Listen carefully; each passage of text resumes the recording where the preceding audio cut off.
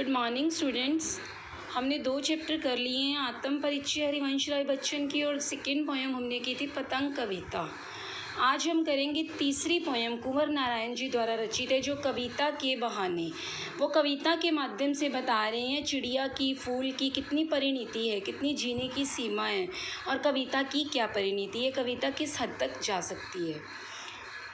कविता एक उड़ान है चिड़िया के बहाने, कविता की उड़ान भला चिड़िया क्या जाने। कविता एक उड़ान है, कहते चिड़िया के बहाने। चिड़िया कहते जिस प्रकार चिड़िया खुले आकाश में, खुले आसमान में उड़ती है, खुले आसमान में उड़ती है, उसी तरह कविता भी पंखों की, कल्पना की उड़ान भरती है। चिड़िया तो पंखों की उड़ान भरती है, पर कविता किसकी भरती है? कल्पना की उड़ान। कविता की उड़ान भला चिड़िया क्या जाने। कविता की उड़ान अनंत है, चिड़िया की तो एक सीमा है ना, एक लिमिट है। इस आकाश में शाम होते ही वो अपने घोंसलों में वापस आ जाती है, पर कविता की उड़ान, कविता कहीं भी उड़ सकती है, कहीं भी जा सकती है, इसकी उड़ान असीमित है।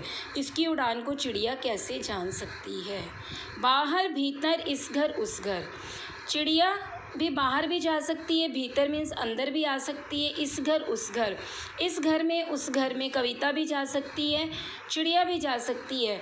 कविता के पंख लगा उड़ने के माने चिड़िया क्या जाने। कविता के पंख, कविता के जो कल्पना रूपी पंख हैं, जिसमें कवि अपनी कल्पना लोक में विचरण करता है, अपने कल्पना जगत में उड़ता है, ऐसे पंख लगा उड़ने के माने, माने मीन्स अर्थ, ऐसा उड़ने का मीनिंग मतलब चिड़िया क्या जाने, चिड़िया को क्या पता, क्योंकि चिड़िया का तो एक आकाश ही सीमा है, आकाश ही सीमित है, उसकी उड़ान वहाँ तक सीमित रहेगी। पर कविता की उड़ान असीमित है, वो कहीं भी जा सकती है, देश विदेश घूमकर आ सकती है।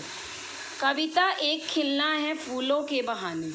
अब नेक्स्ट स्टैंजा में फूलों से की गई है, फूलों से समानता बताई गई है कि कविता फूलों के बहाने खिलती है। जिस प्रकार फूल खिलते हैं, तरोताज़ा होते हैं, महक जाते हैं, ठीक उसी प्रकार कविता भी खिलती है और पूरे देश में विकसित होती है, अर्थात अपनी महक को बरकरार रखती है।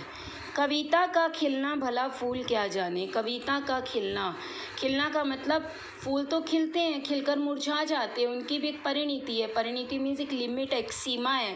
पर कविता, कविता क्या है? खिलती है और खिलती ही चली जाती है, अर्थात जब लोगों द्वारा पढ़ी जाती है, फलती है, फूलती है, विकसित होती है। इस बात को फूल जान नहीं सकता, क्योंकि फूल की भी एक निश्चित अवधि है, चिड़िया की भी एक निश्चित अवधि है, पर कविता की कोई भी निश्चित सीमा नहीं है। बाहर भीतर इस घर उस घर, बिना मुरझाए महकने के माने फूल क्या जाने। बाहर भीतर, कविता भी बाहर भीतर इस घर उस घर, फूल भी होता है, महकता है, पर बिना मुरझाए, कविता कभी मुरझाती नहीं है। कविता की ताजगी सदैव बरकरार रहती है, उसकी महक, उसकी खुशबू सदैव बरकरार रहती है। महकने के माने वो हमेशा महकती रहती है। इस चीज़ का अर्थ, इस बात का अर्थ फूल क्या जाने। फूल कैसे जान सकते हैं? क्योंकि फूल तो जब मुरझा जाता है, डंठल से अलग होकर नीचे गिर जाता है, ख़त्म हो जाता है, पर कविता के साथ ऐसा नहीं होता। कविता तो पूरे संसार में अपनी खुशबू बिखेरती है। अब तीसरे स्टैंजा में क्या बताया है? कविता एक खेल है बच्चों के बहाने। अब बच्चों से समानता की है कविता की, जैसे कविता है वैसे ही बच्चे हैं, बच्चों के बहाने से कविता खिलती है। कविता एक खेल है बच्चों का। बाहर भीतर यह घर वह घर, सब घर एक कर देने के माने। जिस प्रकार अगर एक छोटा बच्चा है, बाहर अंदर घर के भी खेलता है, इस घर उस घर, उसको नहीं पता कि ये मेरे दुश्मन का घर है, ये मेरे मित्र का घर है, या हमारे सगी संबंधी हैं, कौन है, उसे तो सिर्फ खेलने से मतलब होता है। ठीक उसी प्रकार कविता भी इस घर उस घर, बाहर भीतर उड़ती है, सब घर एक कर देने। कविता भी सब घरों में एक समान रूप से पढ़ी जाती है, बोली जाती है। ठीक उसी प्रकार बच्चा भी सभी घरों को एक कर देता है। माने मीन्स अर्थ, सब घरों को एक कर देने के माने, सब घरों को एक जैसा बना देने का अर्थ केवल कौन जानता है? बच्चा ही जानता है। अर्थात बच्चे और कविता में समानता है, ये दोनों एक समान है। जिस प्रकार कविता सभी घरों को एक कर देती है, ठीक उसी प्रकार बच्चा ही, बच्चे के लिए कोई भेदभाव नहीं है, बच्चे के लिए इस घर उस घर का कोई मतलब नहीं है, वो सभी घरों को एक कर देता है।